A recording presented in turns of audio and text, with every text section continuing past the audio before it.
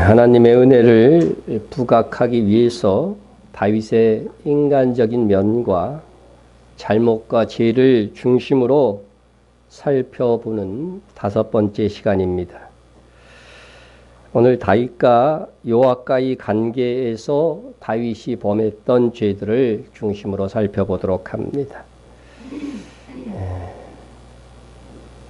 대부분 다윗을 설교할 때 웬만하면 칭찬에 좋은 말씀으로 많이 하는데, 우리가 이 하나님의 은혜를 부각하기 위한 목적으로 또 다윗을 조금은 지나치게 코너로 몰아도 괜찮을 것이라 생각이 듭니다. 다윗 치하에서 군대 장관은 누구였냐면 요압이었습니다.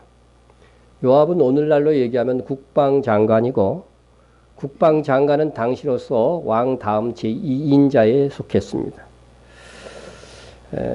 그런데 요압은 2인자였지만 다윗 왕국 건국하는 데 있어서 실제적으로 1등 공신이었고, 다윗도 어쩔 수 없는 아주 강한 세력을 형성하고 있었습니다. 거기에다가 요압은 그 형제 아비새와 아사헬도 상당한 용사의 수준에 있었기 때문에 같이 또 든든한 방어막이 되었고, 또 이 요압은 다윗의 누나였던 스루야의 아들입니다. 그러니까 다윗에게는 조카가 되는 것이죠. 외삼촌하고 조카이니까 요압이 다윗에게 고분고분하였을 것 같지만 서로의 관계는 사랑과 애증이 함께 있는 그런 관계였다고 볼 수 있습니다. 둘 사이의 관계가 그렇게 된 것은 어떤 때에는 다윗에게 문제가 있었고, 어떤 때에는 요압에게도 문제가 있었고, 어떤 때는 둘 다 문제가 되는 경우도 있었습니다. 다윗이 유다의 왕이 되고 이스보셋이 남은 이스라엘 지파의 왕이 되었을 때였습니다. 다윗이 처음부터 전 이스라엘 국토의 왕이 된 것이 아니에요. 처음에는 7년 동안 유다 왕국의 왕이 되었고, 북쪽은 이스라엘 왕국이 형성되어져 있었습니다. 이때 사울의 아들 이스보셋이 왕으로 있었죠. 그때 이스라엘의 이 군대 장관은 아브넬이요. 사울 왕 때부터 계속해서 군대 장관으로서 실질적인 1인자입니다. 아브넬은. 그리고 남쪽에서는 요압이 군대 장관으로 있었습니다. 그런데 이스보셋과 아브넬 사이에 갈등이 생겼어요. 내분이 일어나서 아브넬이 다윗에게 전령을 보내서 언약을 맺자고 한 것입니다. 성경에는 자세히 안 나와 있지만 미루어 짐작해 보건대 이제 아브넬이 모든 이스라엘 지파의 사람들이 다윗 치하로 들어가서 명실상공한 다윗이 온 이스라엘의 왕이 되게 해줄 테니 나를 뭐로 삼아달라? 전체 이스라엘 왕국의 군대 장관이 되게 해달라. 그런 언약을 맺은 겁니다. 다윗은 이 제안에 승낙을 했습니다. 그런데 이 아브넬과의 언약은 당시에 요압 장군이 전투에 나갔을 때 맺어서 상의도 하지 아니하고 맺은 다윗의 독단적인 결정이었습니다. 다윗과 그의 형제들은 다윗의 피난 시기부터 아주 함께한 공신들인데, 이렇게 중대한 사건을 상의조차 하지 않고 결정하였다는 것은 다윗의 경솔함이라 아니할 수 없습니다. 이는 분명 요압과 기존의 용사들의 마음을 이해시키기는커녕 오히려 반발감을 불러올 수밖에 없는 일입니다. 아브넬이 당연히 최고의 군대 장관이 되면 당연히 피난 시절부터 다윗과 함께했던 용사들은 밀려날 수밖에 없는 것이고, 그렇다면 다윗은 최소한 처음에는 내가 아브넬을 중용할 테니까 나중에 너희들을 다 또 세워줄 것이다, 이렇게 밀약을 하든가, 아니면 최소한 아브넬을 군대 장관으로 삼는다고 해도 기존의 용사들의 위치는 지켜주겠다고 말하든가 안심을 지켜줘야 되는 거죠. 그런데 다윗은 아브넬이 온 이스라엘이 다윗 치하로 들어오게 해주겠다는 이 말에 지나치게 고무된 나머지 많은 건국 공신들의 이해를 구하지 못한 것입니다. 이것은 우리나라 조선시대 역사를 봐도 좀 있을 수 없는 그런 일들이죠. 그러자 요압이 어떻겠습니까? 다윗과 언약을 맺고 이제 돌아가고 있는 아브넬에게 다시 할 말이 있으니까 전령을 보내서 오게 합니다. 오게 해서 어떻게 돼요? 죽여버립니다. 예. 요압이 아브넬을 죽인 것은 아브넬이 요셉의 동생인 아사헬을 전쟁 중에 싸움 중에 죽인 적이 있었어요. 그래서 복수로서 죽인 그런 이유도 있지만 자신과 이제 군대 장관의 경쟁자가 될 수밖에 없는 그를 제거한 것이라 할 수 있습니다. 이 소식을 들은 다윗은 크게 분노했습니다. 그래서 자기의 군대 장관이었던 요압을 저주합니다. 후에 다윗이 듣고 이르되 넬의 아들 아브넬의 피에 대하여 나와 내 나라는 여호와 앞에 영원히 무지하니 그 죄가 요압의 머리와 그 아버지의 온 집으로 돌아갈지어다.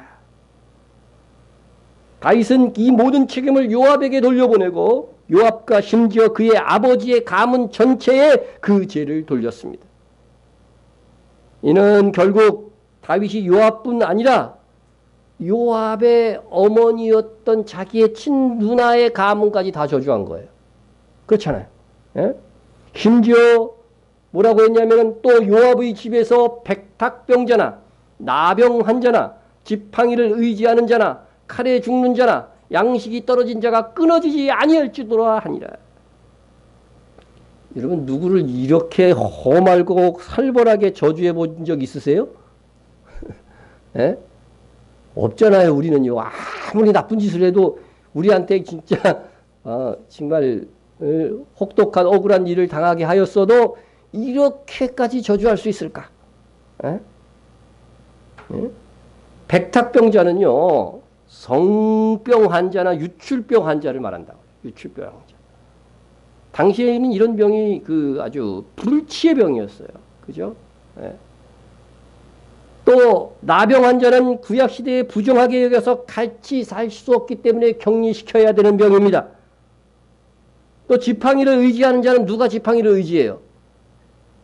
전륜발이나 소경이죠. 그러니까 이 집안에 전륜발이와 소경이 계속 나오게 해달라고 빈 거예요. 여러분 한 집안에 백탁병자나 나병 환자나 전륜발이나 소경이 나오면 관련된 모든 식구들이 어때요? 함께 고통을 받을 수밖에 없죠. 예? 굉장히 아픔이고 고민입니다. 다윗은 거기에 더하여서 요압의 집에 칼에 죽는 자, 예? 그리고 양식이 떨어져 굶주리는 자들이 끊어지지 아니할지로다. 이렇게 구체적으로 실제적인 예를 5가지나 들어가지고서 저주를 한 것입니다. 물론 요압이 왕인 다윗과 상의하지 아니하고 아브넬을 죽인 것은 분명 잘못입니다. 그래도 요압이 친누나의 아들인데 이렇게까지 할 수 있을까? 요압이 아브넬을 죽인 것은 다윗이 요압과 사전에 논의하지 아니한 다윗의 잘못도 있는 건데, 예? 성경에서는요 요압이 이 아브넬을 죽인 것이 아사헬의 원수를 갚은 것이라고 하는 일명타당한 이유를 제시하고 있습니다. 그런데 다윗은 아브넬을 요압이 죽였다는 이 소식에 다윗이 유다 지팡의 왕이 되겠는데 최고의 기여를 한 요압을 거친 언사로 저주해버린 것입니다. 잘하다가 한번 잘못했다고 이렇게 저주를 퍼붓는다면 어찌 성군이라 할 수 있겠습니까? 사람 관계가 그렇잖아요. 늘 잘했어. 근데 한번 잘못한 것 가지고서 막 저주를 퍼붓고 막 그러면 그 사람 어떻게 생각하겠어요? 예? 이거 약간 우리 변모라고 그럴 거 아니야, 그죠? 이상한 이 분노 조절 장애가 있는 게 아니냐 이거지, 이거는 정말. 예? 예? 이때가 그래도 요압이요 다윗을 뜻을 거스린 것은 처음 있는 일이었어요. 이후에는 계속 거절을 하는 뜻을 거부하는 이것이 있지만 이때는 처음이었거든, 처음이야. 예? 적어도 요압은 이전에 다윗수하에서 10여 년이 넘는 세월 동안 충성한 장수였습니다. 그렇다면 지금까지의 공로를 기억하고 적어도 이 엄청난 폭탄 저주만은 하지 말았어야 하는 것이 아닌지. 요압은 비록 다윗 아래에 신하여 군대 장관이었지만 그가 없이는 다윗 왕권을 유지하기 어려울 만큼 그 권위와 권력과 세력이 대단했습니다. 그래서 더더욱 다윗이 지혜로웠다고 한다면 그를 설득하고 함께 통일 이스라엘 계획을 세워가야만 했습니다. 그러나 다윗은 처결하고 싶었어요. 그런데 처결할 수 없는 요압만의 또 아주 견고한 이 군사적 세력이 있으니까 이렇게 표현합니다. 내가 기름 부음을 받은 왕이 되었으나 오늘 약하여서 수르야의 아들인 이 사람들을 제어하기가 너무 어려우니 여호와는 악행한 자에게 그 악한 대로 갚으실지로다 아니라. 끝까지 다윗은 잘못 하나도 없다는 거예요. 예? 여러분, 심판하심을 여호와께 맡기는 것은 믿음의 사람들이 취할 마땅한 태도입니다. 그러나 당시 왕은 재판을 통해서 하나님의 심판을 대리하는 직분을 가졌습니다. 그런데 다윗은 요압의 세력을 제어할 수 없어서 다만 여호와께서 이 부분만은 직접 갚아달라고 그렇게 기도한 것입니다. 그렇다면 후에라도 요압을 제어할 수 있도록 왕권의 힘을 키우고 인사권을 활용할 수 있었을 것입니다. 그러나 그가 왕위에 있는 일생 동안 40년 동안 요압을 그대로 군대 장관에 두었다는 겁니다. 요압의 월권과 전행에도 40여 년간의 통치 기간에 그를 제어하지 못했다고 한다면 이는 왕으로서 지혜롭게 통치하였다고 할 수 없는 일이라고 하는 겁니다. 이후에 요압은 다윗의 뜻을 거느리고 다윗의 아들 압살롬을 죽입니다. 그래도 이것은요, 압살롬의 반역을 제압했다고 하는 명분이 있습니다. 그런데 압살롬의 반역을 제압하고 수습하는 과정에서 다윗은 압살롬과 함께 반역에 동참한 아마사에게 사람을 보내서 회유를 합니다. 너희는 또 아마사에게 이르기를 너는 내 골육이 아니냐. 이 아마사도요, 다윗의 또 다른 누나의 아들이에요. 그러니까 골육이 아니냐 이렇게 이제 회유를 하는 겁니다. 그러니까 다윗에게 반역을 든 사람들이 다 이게 일가 친척이에요. 뭐 아들이고. 예. 내가 요압을 이어서 항상 내 앞에서 지휘관이 되지 아니하면 하나님이 내게 벌 위에 벌을 내리시기를 바라노라 하셨다. 여러분, 이 아마사가 압살롬의 편이 되어서 반역한 군대의 수장이에요. 그런데 다윗은 아마사의 책임을 묻지 않고 받아들이겠다고 하는 것입니다. 예? 그래도 여기서는요, 대승적 차원에서 이해할 수 있어요. 그런데 요압과 상의도 하지 않고 현재 요압이 군대 장관인데 요압 대신 뭐를 삼겠다는 거예요? 너를 최고 지휘관으로 삼겠다고 회유를 한 것입니다. 그것도 하나님의 이름으로 맹세까지 해주었어요. 예?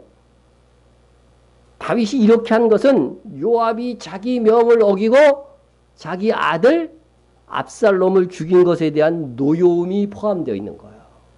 다윗은 성질이 대단한 사람이었던 것 같아요. 이렇게 보면요. 예? 감정적으로 어떻게 제어가 좀 안 되는 사람 같아요.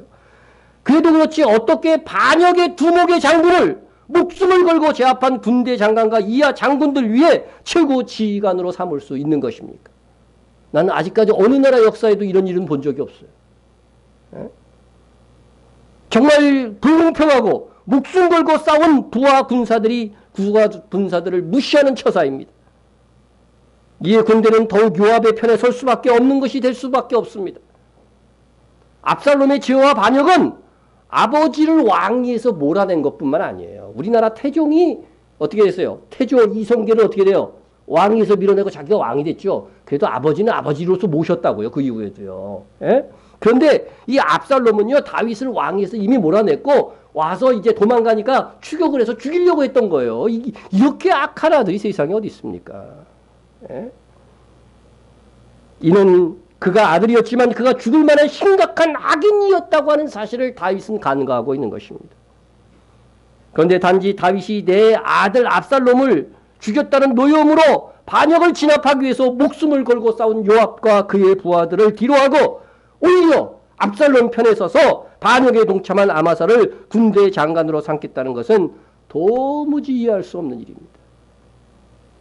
정말 이렇게 되면 오히려 요압이 반역을 일으켜도요, 할 말이 없는 거예요. 그런데 요압은 그래도 반역하지 않고 다윗이 맹세로 군대 장관을 삼겠다고 언약한 아마사를 만나서 직접 자기가 죽입니다. 또. 예?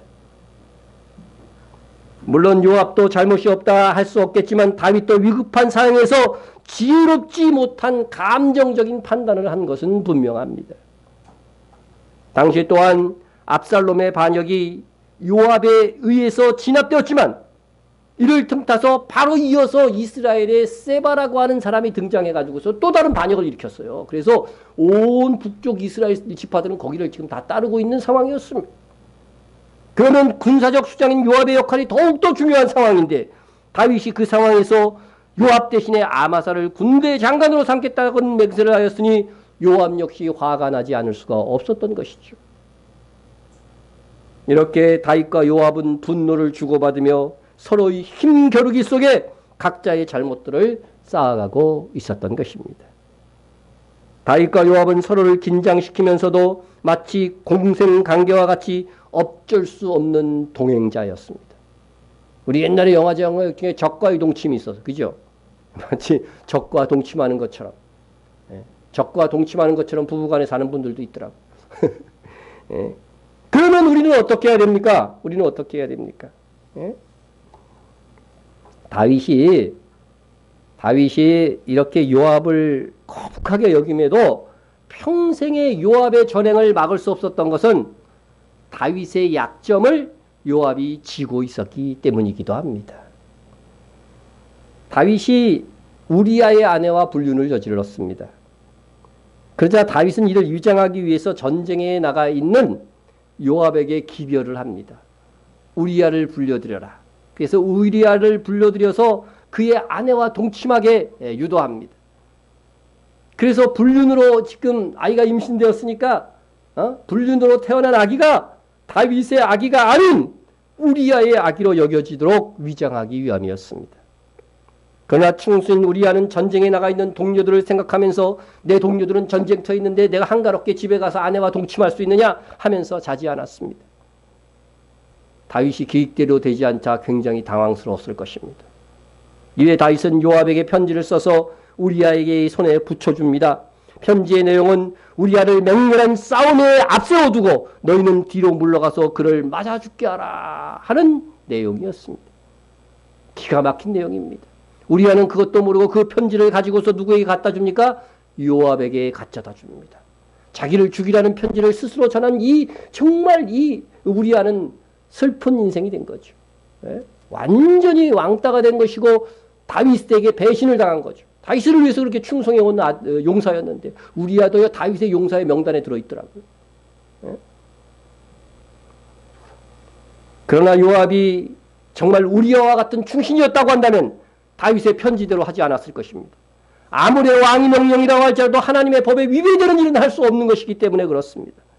그런데 요압은 다윗의 편지대로 우리아를 죽이라는 편지 그 내용 작전대로 그대로 다 수행합니다.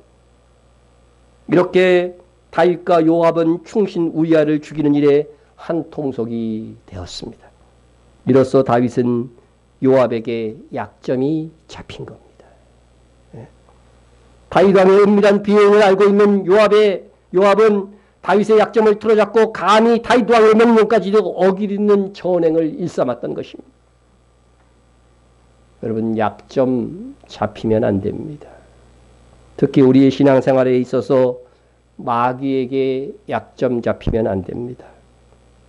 마귀는 두루 다니면서 우리의 약점을 살피고 찾고 있습니다. 근신하라 깨어라 너희 대적 마귀가 뭐같이? 우는 사자같이 두루 다니며 삼킬 자를 찾나니. 여러분, 마귀가 우는 사자처럼 지금 막 두루 다니고 있는 거예요. 예? 마귀는 한 놈인데 그 밑에 귀신들이 다니는 걸 다 포함하는 거죠. 예? 예? 우는 사자. 사자 우는 거 들어보셨어요? 아, 듣기 좋습니까? 예? 예? 마귀는요, 전지전능한 존재가 아닙니다. 아셨죠? 예? 하나님처럼 전지전능한 존재가 아니에요. 하나님처럼 멀리서도 우리의 앉고 섬을 누우며 일어섬을 다 아는 그런 존재가 아닙니다. 더더욱이 우리의 마음을 알 수가 없습니다. 그러므로 삼킬 자를 찾아서 두루 다니는 것입니다. 마귀가 닥치는 대로 아무나 미혹하고 삼키는 것이 아니라는 뜻입니다. 마귀는 우는 사자처럼 삼킬 자를 찾는 거예요. 예? 자, 그럼 우는 사자에 대해서 제가 쭉 검색을 해서 찾아봤어요. 그랬더니 사자의 우는 소리는 매우 커서 약 8km 밖에서도 들을 수 있대요. 8km, 8,000m. 예? 이처럼 강한 소리에는 이중적인 이유가 있다는 거죠. 그것은 멀리 떨어져 있는 사자떼와의 통신 교환 수단이 있고 또는 영토 권리를 선포하는 역할도 한다는 거죠. 예? 내 울음소리가 들리는 데까지는 내 권역이야. 들어오지 마. 하는 그런. 예? 하지만 사람들이 흔히 믿고 있는 바와 달리 사자는 야생동물을 사냥할 때에는 절대 으르렁거리지 않는다는 거예요. 성경은 우는 사자 같이 사냥한다 되는데. 예? 울지 않는데요. 진짜로 제가 동물의 왕국 봐도 사자가 사냥할 때 막 으르렁거리고 사냥합니까? 몰래 숨어갖고 갑자기 공격하잖아요. 그죠? 약점을 보고. 예? 그런데 어떤 때 으르렁거리고 우느냐. 예?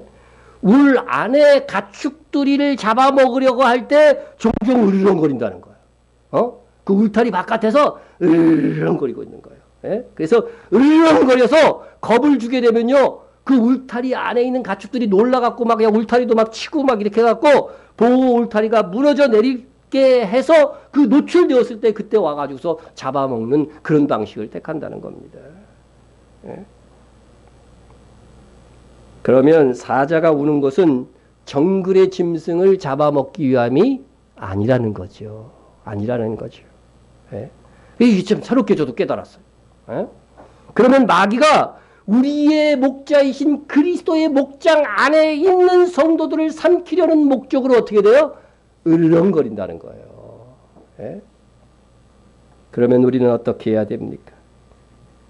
너희 대적 마귀가 우는 사자같이 삼킬 자를 찾나니라는 이 말씀의 의미는 마귀의 위협적인 우는 소리로 인하여 우리 성도들이 공포에 떨어서 제정신을 차리지 못하게 함으로 넘어지게 하려고 하는 수작이라고 하는 것입니다. 마귀는 우리가 세상 근심과 세상 공포, 세상 미혹에 휩싸여 떨도록 주도할 것입니다. 그래서 우리로 만나서 겁나게 해가지고서요, 우리를 산만하게 하게 만들고 거룩한 삶에 집중하지 못하게 하여 넘어지도록 만드는 것입니다. 예수님께서는 염려하라고 그랬어요? 염려하지 말라고 그랬어요? 염려하지 말라고 그랬죠. 염려가 생기면 어떻게 하라고 그랬어요? 기도와 간구로 너희 구할 것을 감사함으로 하나님께 아뢰라고 그랬죠. 예수님께서는 하늘 아버지를 믿고 염려하지 말라고 했는데 마귀는 이런 마음을 주는 거죠. 험한 세상 어떻게 살아가나. 늘 염려하죠. 그러면 마귀는 돌아다니다 제 염려하네. 그거 찾는 거예요. 찾는 겁니다. 그래서 찾으면 그에게 근심과 두려움을 막 더하게 만들어서 신앙생활은 대충하게 하고 나 이거 어떻게 살지 몰라. 노보장을 위해서 극기와 주일조차도 안 지키고 교회의 성도들의 울타리를 막 벗어나게 만드는 거죠. 세상 방법으로 살도록 만드는 겁니다. 그러면 정말 마귀가 삼킬 만한 상대가 된 거예요. 이미 삼켜지는 거죠. 그렇게 되면. 예? 우리의 신앙생활이 마귀에게 약점을 보이지 않도록 해야 됩니다. 그래서 내 약점이라고 생각하는 것은 더 특별 관리를 해야 돼요. 예? 기도하지 않는 것들, 말씀을 도통 읽지도 듣지도 않는 것들, 정직하지 않게 사는 것들, 늘 불평불만으로 가득한 것들, 늘 염려하는 것들, 늘 다른 사람 험담하는 것들, 마귀와 그의 부하들 귀신들에게 보이면 그때부터는 그 마귀의 표적이 되는 거예요. 표적이 되는 겁니다. 우리를 택하신 하나님의 자녀라 할지라도, 우리가 택하신 하나님의 자녀라 할지라도 마귀는 우리의 가정과 교회와 선교를 망치려는 작전을 펼치기 위해서 늘 우리의 틈을 보고 있다는 사실을 기억해야 됩니다. 마지막 시대를 예언한 마태복음 24장에 보면 택하신 자들까지도 마귀의 부하들이 미혹할 것이라고 분명히 하였습니다. 거짓 그리스도들과 거짓 선지자들이 일어나 큰 표적과 기사를 보여 할 수만 있으면 택하신 자들도 미혹하리라.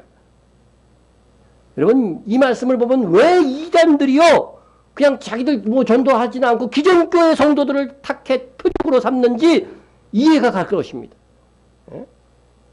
더욱이 마지막 시대는 이 이단들이 오히려 큰 표적과 이적을 일으켜 미혹할 것이라고 하였으니까 참 성도들은 더욱 말씀 중심의 신앙에 서야 돼요.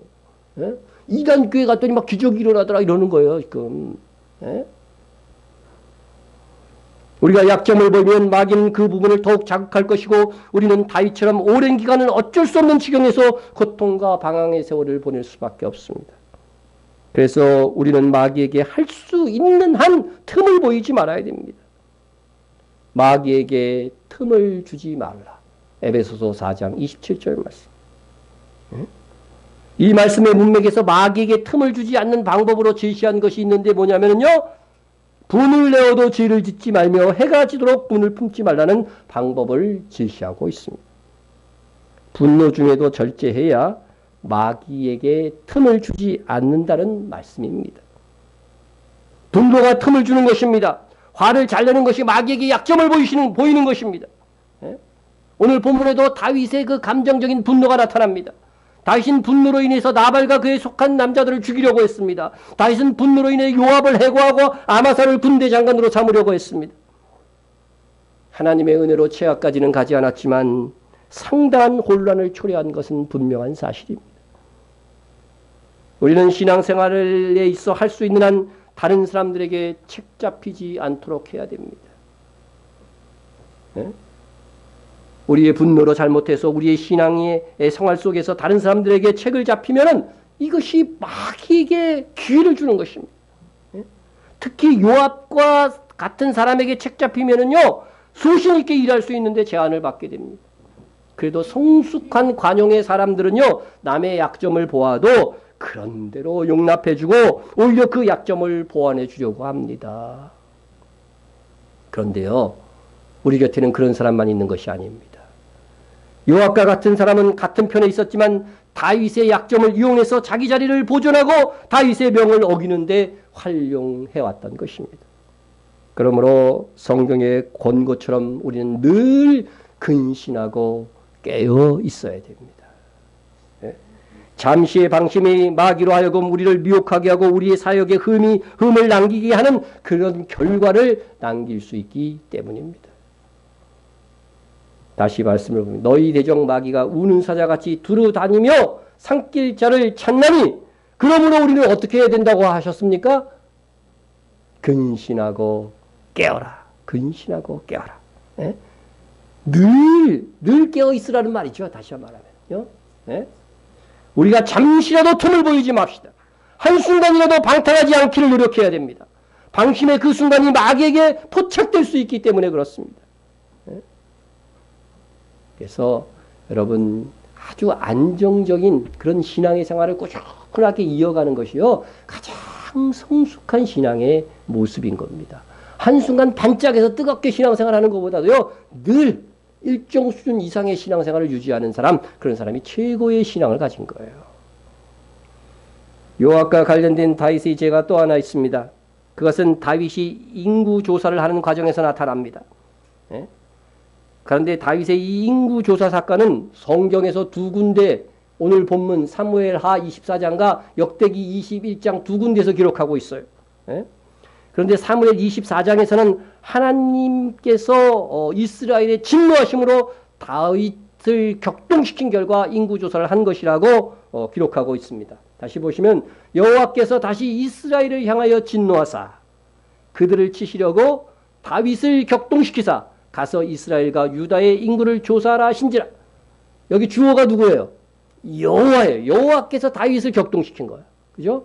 그런데 역대상 21장에 보면은요, 사탄이 일어나 이스라엘을 대적하고 다윗을 충동하여 이스라엘을 계수하게 하니라.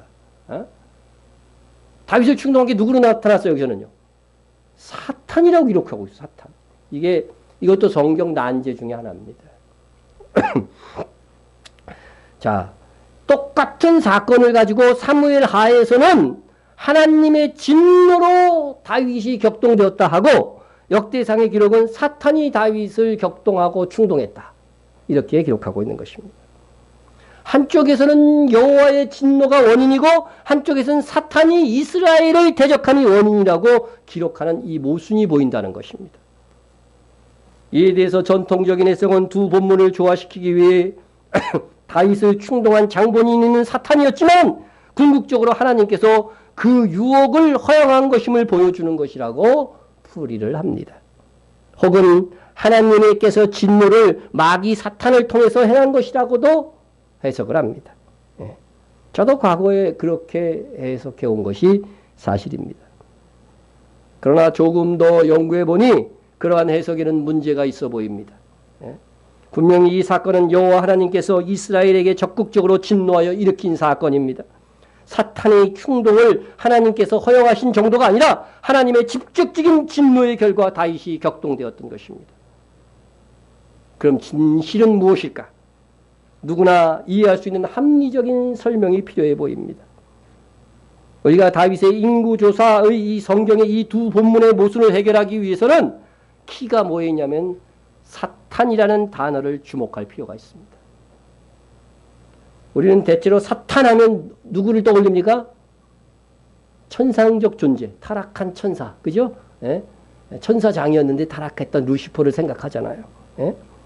그러나 사탄이라는 단어 자체의 뜻은 뭐냐면 대적이라는 뜻이에요. 대적, 대적자. 그래서 구약에서는 이 사탄이라는 표현이요, 지상적인 존재를 가리킬 때도 사용했다는 거예요. 예? 삼상 29장 4절에 보면은요, 둘레색 방백들이 다윗에 대해서 이렇게 말합니다. 그가 전쟁에서 우리의 대적이 될까 하나이다 했는데, 이거 원어에 사탄으로 되어 있어요. 그가 전쟁에서 우리의 사탄이 될까 하나이다. 예? 둘레색 방백들은 다윗을 전쟁에 참여시키면은, 예? 그것을 반대하면서 나중에 우리의 대적이 될지도 모르니까, 우리의 사탄이 될지도 모르니까 이렇게 말했던 것입니다. 예? 또 그 같은 예는 얼마든지 있습니다. 솔로몬이 성전 건축을 계획할 당시의 평화의 시대를 어떻게 표현했냐면요, 원수가 없는 시대로 표현했어요. 이제 내 하나님 여호와께서 내게 사방에 태평을 주시며 원수도 없고 재앙도 없도다. 예. 여기서 원수는 어떻게 해요? 이방의 대적자들을 가리키는 거죠. 또 솔로몬 왕국의 후기 때에는 여호와께서 솔로몬이 범죄하니까요, 대적을 일으켰다고 기록되어 있어요. 대적 보셔요. 여호와께서 에돔 사람 하닷을 일으켜 솔로몬의 대적이 되게 하시니, 이 대적이라는 말이 사탄이라는 단어예요. 여기서 솔로몬의 사탄은 누구예요? 에돔 사람 하닷이란 말이죠. 이어서 하나님이 또 엘리아다의 아들 르손을 일으켜 솔로몬의 대적자가 되게 하시니, 여기서 대적자라는 말이 역시 원어에서 사탄으로 되어 있습니다. 예? 그러니까 이게 명백하게 사탄은 지상의 대리자들을 가리키는 단어로도 구약 성경에 기술되고 있다고 하는 거죠. 예? 반면 천상적 존재로 묘사하는 그런 사탄의 존재는 욥기나 스가랴에서 나옵니다. 이것은 잘 알지만 그래도, 먼저 욥기 보면 하루는 하나님의 아들들, 구약 성경에서 하나님의 아들들은 누구라고 그랬어요? 천사들을 가리킨다 그랬죠. 하루는 하나님의 아들들이 와서 여호와 앞에 섰고 사탄도 그 가운데 온지라, 이렇게 되어 있습니다. 예?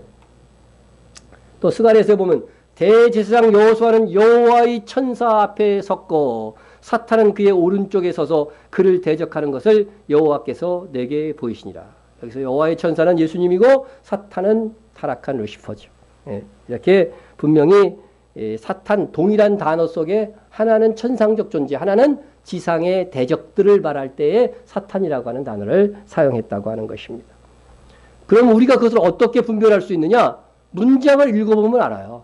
문장을. 그런데 문장에서도 잘 분별되기 어려운 아리까리한 거, 그런 것들은 어떻게 구분할 수 있느냐 하면은, 천상적 존재로서의 사탄의 원문에서 그라고 하는 정관사가 붙어 있어요. 그 사탄. 예? 놈이라고 하면 누군지 모르죠. 그러나 그놈 하면은 어떻게 돼요? 어떤 한 사람을 가리키는 거잖아요. 그와 마찬가지예요. 그 사탄, 그라고 하는 게 붙은 것이 정관사잖아요. 문법적으로. 그 사탄하면 항상 천상적 존재를 가리키는 것이고, 정관사가 붙지 않은 경우 사탄이라는 단어만 나오면 지상적인 존재예요. 지상의 존재를 얘기하는 거예요. 지상의 대적자를 가리킬 때는 그냥 사탄이라고 하는 것입니다. 예? 그렇다면 오늘 우리의 관심사, 다윗을 충동했다 하는 사탄이라고 하는 단어에는 정관사가 있을까요? 없을까요? 없습니다. 없어요. 예? 사탄이 일어나 이스라엘을 대적하고 다윗을 충동하여 이스라엘을 계수하게 아니라, 여기서 사탄이라고 하는 이 단어에는 정관사가 없으니까 이 존재는 천상적 존재가 아니라 누구예요? 지상의 다윗의 대적자를 가리키는 겁니다. 예? 그동안 이스라엘의 지배를 받고 있던 이방의 한 왕이 다윗을 반역함으로 다윗을 충동한 것입니다. 다윗 천하에서는요, 다 다윗의 수하에서 다 굴복을 했어요. 이방 민족이라고 해도 그 지역에 있는 모든, 그러나 그 중에서 한 왕이 이제 대적을 한 거죠. 반역을 한 거죠. 예? 그래서 다윗이 충동을 받은 겁니다. 예? 그렇다고 한다면은 이 해석은 이제 어렵지 않게 해석이 됩니다. 사무엘하 24장 1절에서는 여호와 하나님께서 이스라엘이 잘못하자 이스라엘에게 진노하기 위하여 다윗을 격동시켜 인구 조사를 하였다고 하는 영적인 부분의 해석이라고 한다면, 역대하 21장에서는 하나님의 진노의 구체적인 방식으로 실제 현상만 기록한 거예요. 실제 현상, 눈에 보이는 현상. 예? 그래서 하나님께서 바로 결과적으로 하나님께서 어떻게 돼요?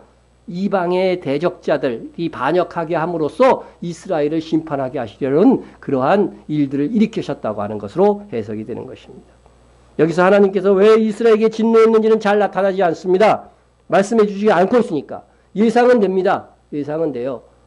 제가 이건 추정하기는 이스라엘 민족들이요, 이 다윗을 하나님께서 세우셨는데 어떻게 했어요? 누구를 따라요? 압살롬을 따라갔어요. 민심이 다 압살롬을 따라갔다고 돼 있어요. 그리고 나서 압살롬이 반역이 끝나고 나서도 세바를 향해서 온 이스라엘이 세바를 따랐다고 돼 있어요. 그러니까 하나님이 세우신 종을 따르지 않는 이 죄악에 대해서 하나님께서 분노하신 것이 아닐까, 그런 생각이 듭니다만은 성경에서 이거 정확하게 얘기하고 있지는 않습니다. 하지만 하여간 하나님께서 이스라엘에게 진노하실 만한 일이 분명히 발생하신 것입니다. 하나님께서 더 이상 참을 수 없는 이스라엘의 범죄 때문에 다윗이 인구조사를 하게끔 격동시키는데, 방법은 이방의 대적자들을 일으켜서 쳐들어오게 함으로써 다윗을 격동시켜 인구조사를 하게 만든 것입니다. 그럼 다윗이 왜 사탄, 곧 이방의 대적자가 쳐들어오는데 인구조사를 하는가 하는 거죠. 그죠? 이방의 대적자들이 막 쳐들어오는데 왜 막 성급하게 막 그냥 빨리빨리 인구조사를 막 시켰느냐 하는 거죠. 예? 여기에서 또 하나의 다윗의 치명적인 잘못이 더해져서 사건이 일어나는 것입니다. 고대의 인구조사의 중요한 이유는 뭐냐면요, 첫째는 세금 징수를 위해서 인구조사를 했어요. 로마 시대 때도 나오죠. 로마 황제가 그렇게 하는 게. 예? 두 번째는 전쟁에서 나올 만한 군사들을 징집하기 위해서 인구조사를 했습니다. 예? 그래서요, 인구조사를 할 때에 여자나 어린아이는 인구조사에 포함시키지 않는 경우가 거의 대다수예요. 거의 대부분 다 그랬을 거예요, 아마. 예? 그래서 그것이 관습이 되어갖고요, 사람 숫자 셀 때도요, 남자만 세. 그 중에서도 뭐만 세요? 20세 이상의 남자만. 예? 여자와 어린아이를 빼고 5,000명이었더라. 성경에도 그런 말 나오죠. 그죠? 예, 그러니까 이게 인구조사의 목적이 여자를 무시해서가 아니에요. 인구조사의 목적이 군대에 징집할 사람들을 알아보기 위한 목적이기 때문에 그런 것입니다. 예? 자, 하나님께서 이스라엘의 인구조사를 지시할 때가 이미 있었어요. 그 전에도 역시 목적이 싸움에 나갈 만한 전사들을 모집하기 위함이라고 분명히 되어져 있어요. 너희는 이스라엘 자손의 모든 회중 곧 남자의 수를 그들의 종족과 조상의 가문에 따라 그 명수대로 계수할지니, 이스라엘 중 20세 이상으로 뭐에 나갈 만한 자? 싸움에 나갈 만한 모든 자를 너와 아론은 그 진영별로 계수하되. 이렇게 인구조사의 목적은 분명히 전쟁에 동원할 사람들을 알아보기 위한 것이다 하는 것입니다. 그래서 다윗이 인구조사를 하려고 했던 목적이 뭐예요? 이방의 대적자들이 일어나가지고서 쳐들어올 태세이니까 빨리 인구조사해가지고서 거기에 징집할 수 있는 군사 보충, 충원 조사를 한 거예요. 다시 말해서요. 예? 여기에서 다윗의 심각한 문제가 드러납니다. 자신에게 닥친 난관을 해결할 수 있는 열쇠는 과연 무엇일까?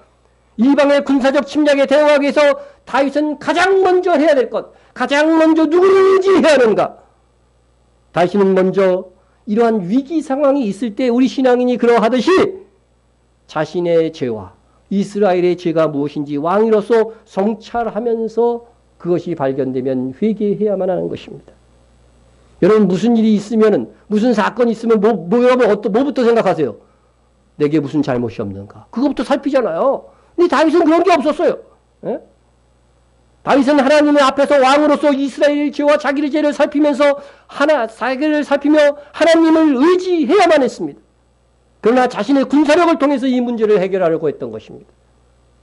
그래서 인구조사를 통해서 병력 가능한 인원을 살펴서 징집하여 적들과 싸워 이겨보려고 하였던 것입니다. 이것이 다윗의 문제였어. 하나님께서 지금 일으키신 이 징계에 대하여서 이 다윗조차도 이게 하나님의 징계인 줄 몰랐던 거예요. 어떤 일이 발생했을 때에 하나님은 징계하신 거예요. 그런데 징계한지도 모르면 이 징계 효과가 나타나겠어요? 근데 다윗은 이게 하나님의 분명한 징계잖아요. 징계인데도 징계인지도 모르는 거예요. 예?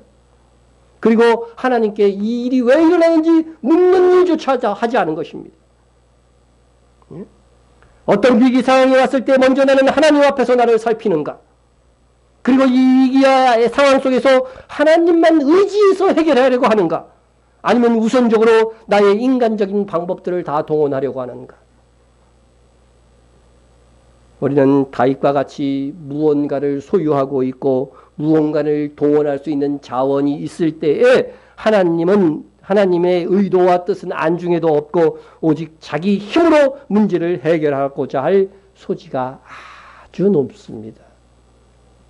그랬을 때는 하나님께서 아무것도 의지할 수 없는 상황을 만들어 놓죠. 그죠? 그때까지 가지 않도록 해야 되는데. 예? 우리는 닥쳐오는 모든 문제 앞에서 우선은 하나님 앞에서 나의 허물을 살펴야 됩니다. 그리고 하나님께 이제 어떻게 해야 될지 물어야 될 것입니다. 그것이 하나님을 의지하여 문제를 해결하고자 하는 그리스도인의 태도인 것입니다. 다윗이 인구조사를 하려고 했을 때에 이걸 누구한테 맡겼겠어요? 요압에게 맡깁니다. 이에 왕이 그 곁에 있는 군사령관 요압에게 이르되 너는 이스라엘 모든 지파 가운데로 다니며 이제 단에서부터 브에세바까지 인구를 조사하여 백성의 수를 내게 보고하라 하니. 오늘날 인구조사하면 어디에서 맡아서 할까요? 어느 부서에서? 국방장관이 하나요? 행정안전부 뭐 그런 데서 할 것 같아요. 그죠? 예, 자세히는 모르지만 이 행정적인 일을 군대 장관인 요압에게 맡긴다는 것은 이 인구조사가 무슨 일이라는 거예요? 애초부터 병력을 동원하기 위한 인구조사라고 하는 것이 분명히 드러나는 것입니다. 예? 그러나 이전까지의 인구조사는 모두 하나님께서 지시하셨어요. 한 번도 사람에 의해서 인구조사가 된 적이 없어요. 이거는 하나님의 주권에 속한 문제였어요. 예?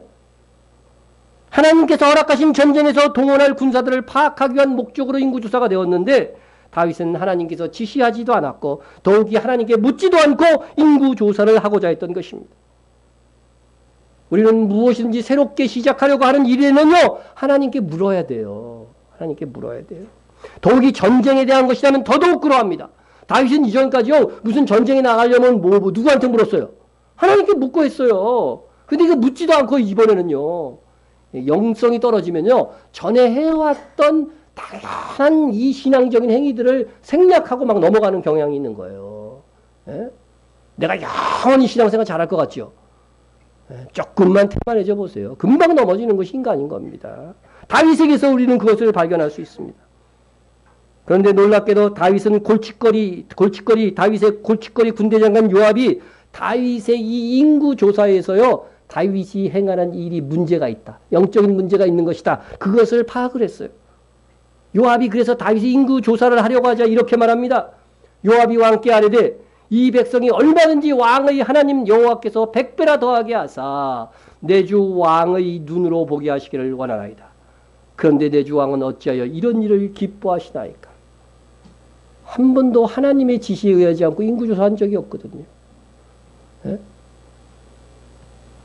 다윗 왕이 인구조사하는 것을 요압은 탐탁지 않게 여겨 추원을 했습니다. 그런데 다윗 왕은 대적들의 반역에 초조한 나머지 요압과 군대 장관들을 재촉하여 인구조사를 시킵니다.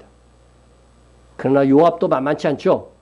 요압이 약간 그의 기질대로 왕의 조치가 마음에 들지 않아요. 복종은 하는데 온전하게 복종하지 않습니다.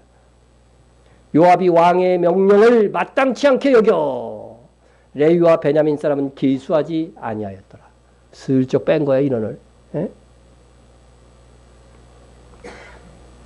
요압이 다윗 왕의 지시가 하나님의 뜻이 아니라고 한다면 목숨을 걸고 왕을 끈질기게 말리든지 했어야지 일부 지파의 사람들을 계수하지 않는 방법으로 어떻게 보면 사소한 보복한 거죠. 자기의 불만을 표현한 것입니다. 그래도 이때 요압은 다윗 왕보다는 성숙한 영적 반응을 보인 겁니다. 예? 그렇게 다윗과 요압은 티격태격 물고 물리며 서로의 관계를 이어갔습니다. 다윗이 요압을 불편해하면서도 그를 군대 장관으로 줄곧 기용할 수밖에 없었던 것에는 그렇게 다윗의 허물과 약점을 요압이 다 알고도 묵인해준 역할이 있었던 것입니다. 여러분, 성도 간의 관계는 상대가 좀 허물이 있더라도 어떻게 해야 돼요? 하나님의 사랑으로 덮어주고 보완하고 격려해주는 이 순전한 관계여야 됩니다. 예? 자기에 대해서는 완벽을 추구해도 다른 사람에 대해서는 어떻게 돼요? 덮어주고 그렇죠? 위로해주고 그렇게 돼야 되는 거죠. 그런데 다윗과 요압의 관계처럼 거래가 있고 서로의 약점을 치고 불편한 동거를 하는 것은 아름다운 관계라고 할 수 없습니다. 또 요압은 다윗이 연로하였을 때에 또 다른 다윗의 아들 아도니아가 다윗을 반역하여 일어날 때에 이때에는요 반역에 동참했어요. 이 사람은 자기의 자리가 중요해요. 이제 다윗이 연로해 가지고서 자기의 왕권을 계속해서 보장해 줄 수 없을 것이다. 다음 왕에게도 여전히 나는 군대 장관이 돼야 되니까 이제는 아도니아다. 예? 다윗이 늙어갖고요 기동도 잘 못할 때예요. 이때. 예? 그러자 아도니아의 반역이 기적적으로 진압이 되었습니다. 이에 다윗은 끝내 자기의 손으로 요압을 제어하지 못하고 솔로몬에게 부탁합니다. 이 요압 좀 처리해달라고. 예? 수르아의 아들 요압이 내게 행한 일, 곧 이스라엘 군대의 두 사령관 네레 아들 아브넬과 예데레 아들 아마사에게 행한 일을 내가 알거니와. 이게 언제적 일인데 계속 기억하고 있었던 거예요. 그가 그들을 죽여 태평시대의 전쟁의 피를 흘리고 전쟁의 피를 자기의 허리에 띤 띠와 발에 신은 신에 묻혔으니 네 지혜대로 행하여 그의 백발이 평안히 스올에 내려가지 못하게 하라. 스올은 이제 무덤을 얘기하는 거예요. 그러니까 편안히 죽지 못하도록 솔로몬에게 네 지혜대로 아주 잘 행하라고 하는 것이죠. 요압은 다윗이 연료하여 자기의 자리를 보존하여 줄 수 있는 힘이 없을 때에 아도니아에게 의지해서 자기의 이 군대 장관의 자리를 계속 이어가려고 했지만 실패한 거죠. 그래서 그것이 그의 마지막 최후를 맞게 하는 반역은요. 정말 하나님 앞에 택한 이 다윗을 반역하는 것은 하나님을 배반하는 거거든요. 이것에는 요압을 하나님께서 용납할 수가 없었던 거예요. 그래서 솔로몬이 보낸 분하야 장군에 의해서 바로 이 요압은 죽게 됩니다. 그래서 평안히 백발이 무덤으로 스올로 내려가지 못하게 되었던 것입니다.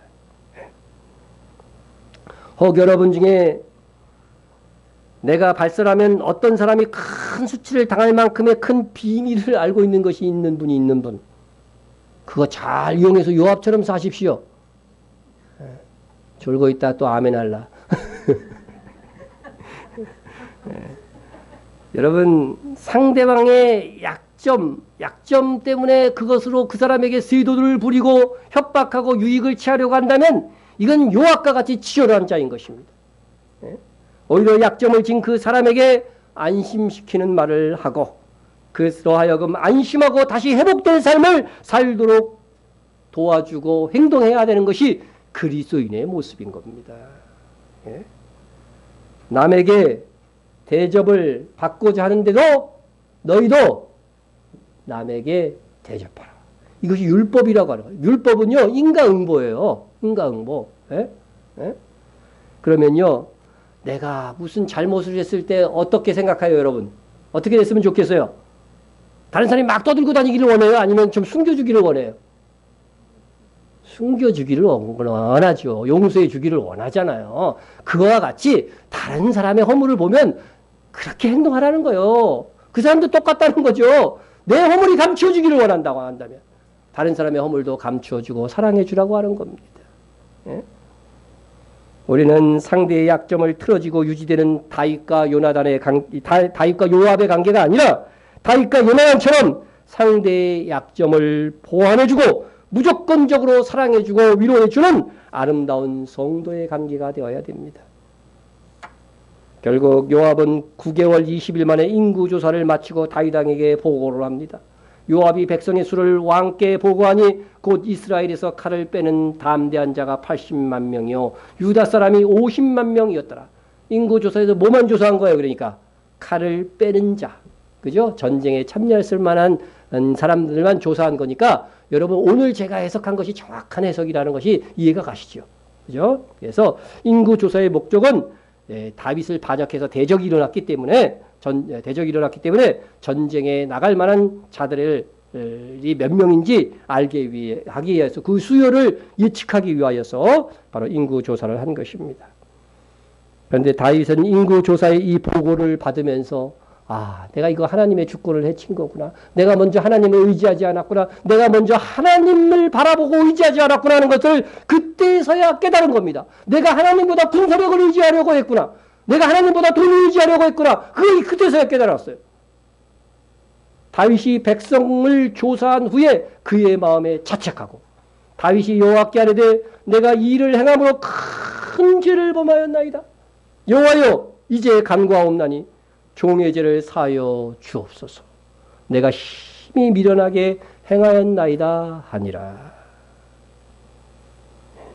다윗은 죄도 잘 짓지만요 회개도 참 잘합니다. 여러분 같습니까? 죄만 잘 짓고 회개는 잘 안 하는 거 아니에요? 네? 그런데요 다윗은요 꼭 한 타임 늦어요. 한 타임 늦어. 죄를 짓기 전에 깨닫고 돌이켰으면 얼마나 좋은데 이미 죄를 짓고 나서 깨달아요. 그죠? 예? 아비가일 문제도요. 아비가일만 등장하지 않았으면 이미 죄 졌을 거예요. 예? 그래서 우리가 이 반면교사라고 그러죠. 그 사람을 보고 그 사람처럼 되지 않기 위해서 반면교사 삼는 거게 교훈이고요. 그 사람이 행한 대로 그대로 행하고자 하면 무슨 교사라고 그래요? 정면교사라고 하는 거예요. 그죠? 예. 네, 바울을 통해서 우리 반면교사를 삼아봅시다. 그러나 이 다윗의 모습에서 우리의 모습이 있다는 거예요. 우리의 모습이. 예? 화내기 전에 돌이켜야 되는데 대부분 언제 돌이켜요? 화낸 다음에 돌이키더라고. 나도 그렇고요. 여러분들도 대체로 그런 것 같아요. 예? 있을 때 전략하고 전용해야 되는데 다 낭비하고 빚지고서야 후회하고 회개합니다. 예? 적는 날부터 혼신하고 혼신의 힘을 다해서 충성해야 되는데 아이고 안고 일어서면 힘들어질 때 안고서 일어설 때마다 아이고 하는 그 나이 돼서야 대부분 깨닫는 것 같아요. 예? 그래도 다윗에게 배울 수 있는 것은 깨닫는 즉시 이 사람은 뭐 했어요? 회개하는 건 아주 재빨랐어요. 예? 그리고 회개하고 나서도 하나님께서 주신 징계를요 아주 달게 받아요. 예? 밧세바를 범할 때도 그랬고 이 사건 이후에도 보면 하나님이 주신 징계를 아주 달게 받아요. 당연히 나는 징계 받아야지. 용서는 받지만 뭐는 있다고 그랬어 항상. 보응, 처벌은 있다고 그랬잖아요. 예? 인생에서 그러나 우리가 좀 아쉬운 것은 뭐예요? 아쉬운 것은 예? 좀 더 신속하게 깨달을 수 있었으면 좋겠다고 하는 거죠. 예? 다윗의 이 범죄를 통해서 하나님께서 이스라엘을 징계하려고 하는 목적도 있었어요. 그래서 이 사건을 통해서 무려 이스라엘 사람들 7만 명이 죽습니다. 예? 7만 명 어디 적은 숫자입니까? 예? 인생에서 보응은 보응대로 다 받고 상처뿐인 승리를 거두지 말고 우리는 넉넉히 이길 수 있었으면 좋겠습니다. 그러기 위해서는 말씀을 읽거나 들을 때 감동이 오면 신속하게 행하십시오. 예? 이러다간 하나님의 매를 맞을 텐데 하면서도 머뭇거리지 말고 바로 정신을 차려야 합니다.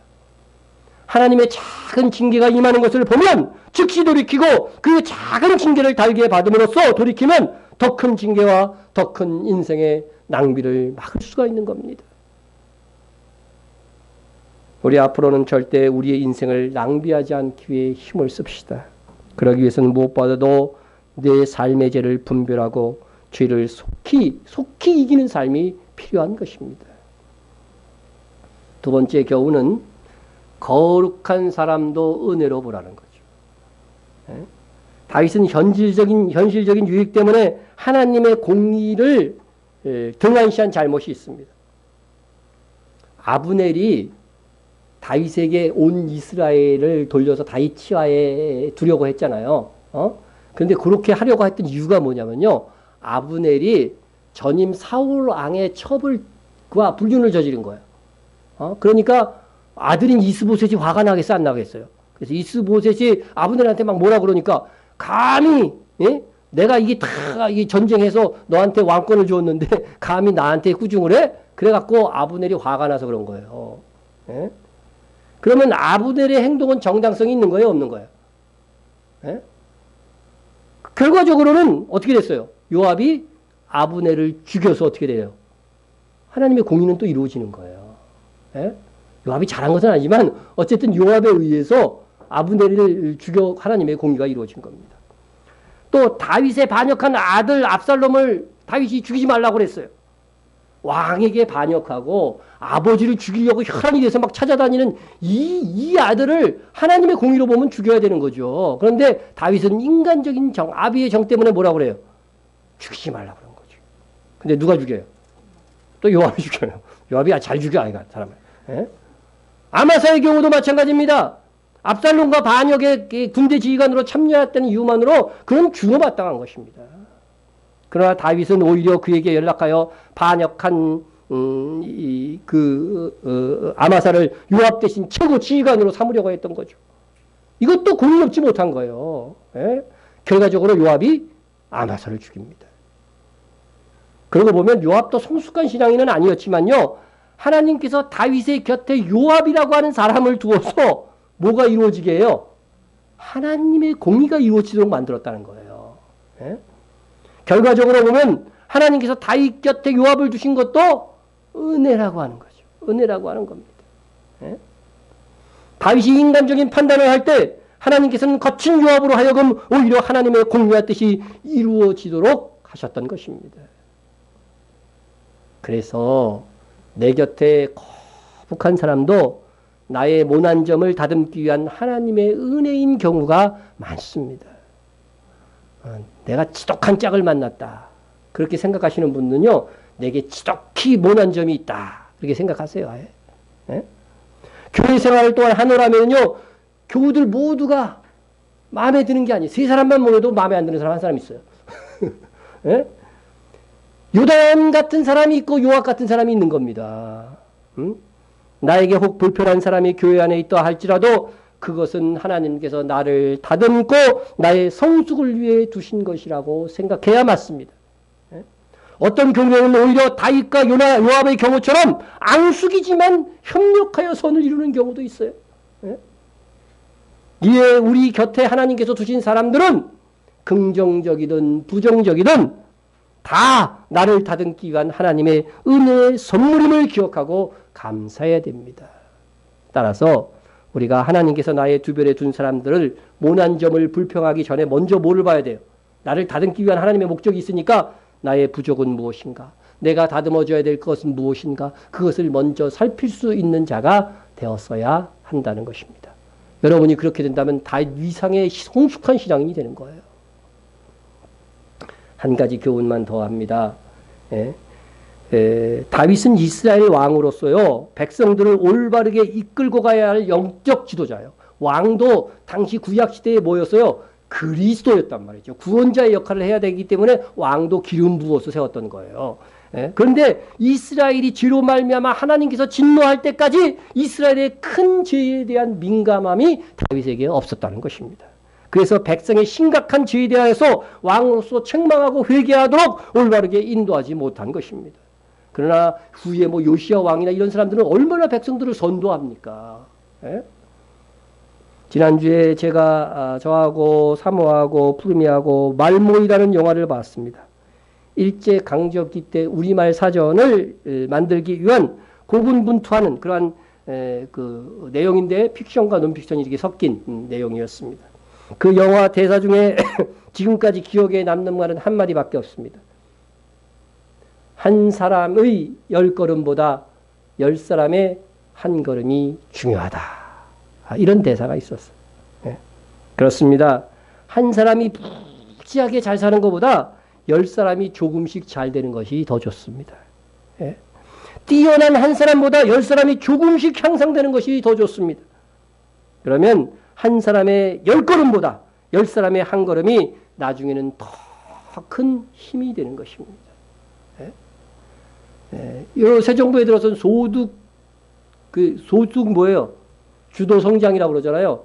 국민들에게 좀 돈을 많이 복지로 돈을 좀 풀어가지고 그래서 지난 정부 때는 3 내지 30%가 국민 경제 성장률에 국민 경제가 국민 소비가 역할을 했다고 그러더라고요. 근데 지금은 50% 이상이 국민들이 돈을 많이 써갖고 경제가 성장률을 이룩한 거예요. 그러니까 국민들이 이제 소비가 전부 다 많아졌다는 거죠. 어제 뉴스에 나오더라고요.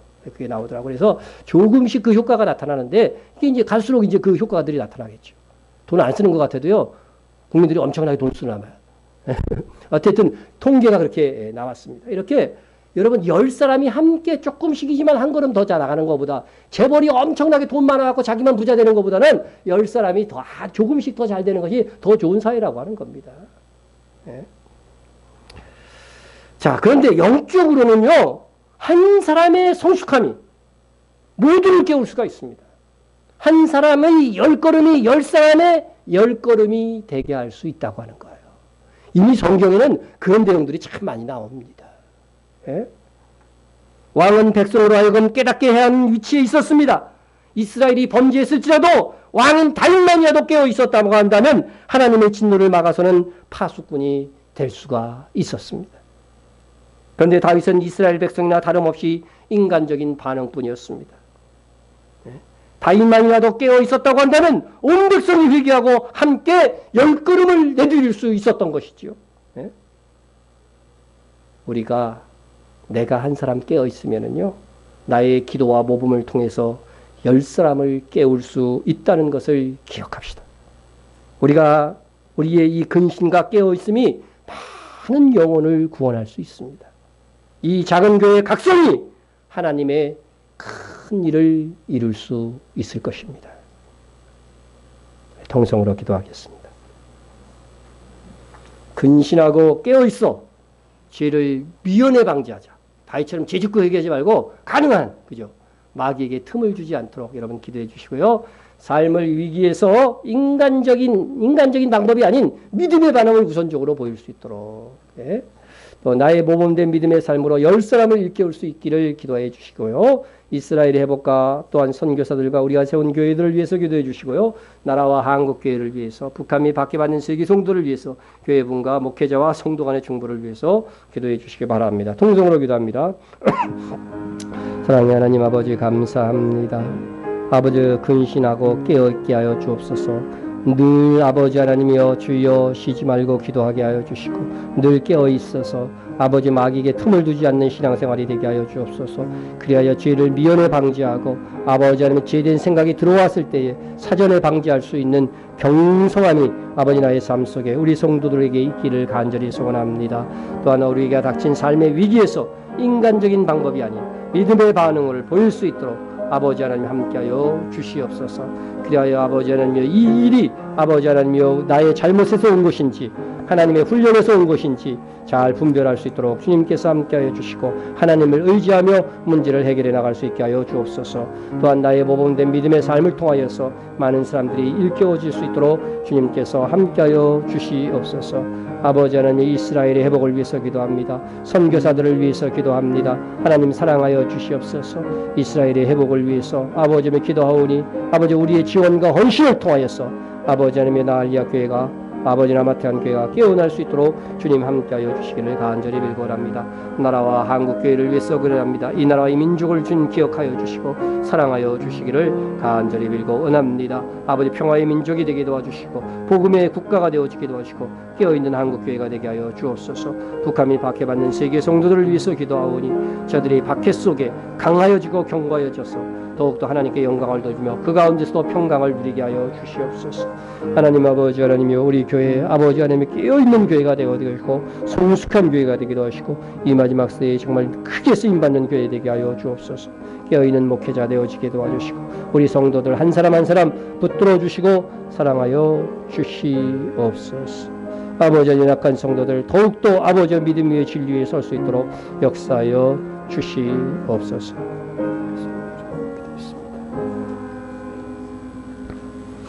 은혜로우신 하나님 우리에게 거치는 사람도 우리를 다듬어 가시기 위한 하나님의 전략입니다. 우리 각자의 근신과 각성이 많은 영혼들을 일깨우는 결과로 나타나게 하옵소서. 삶의 위기에서 우선적으로 하나님 앞에서 나를 살피고 하나님만 의지하여 회복하게 하옵소서. 세월을 아껴서 낭비하는 인생 되지 않게 하시고 후회하지 않도록 지금 올바르게 지금 믿음으로 살게 하옵소서.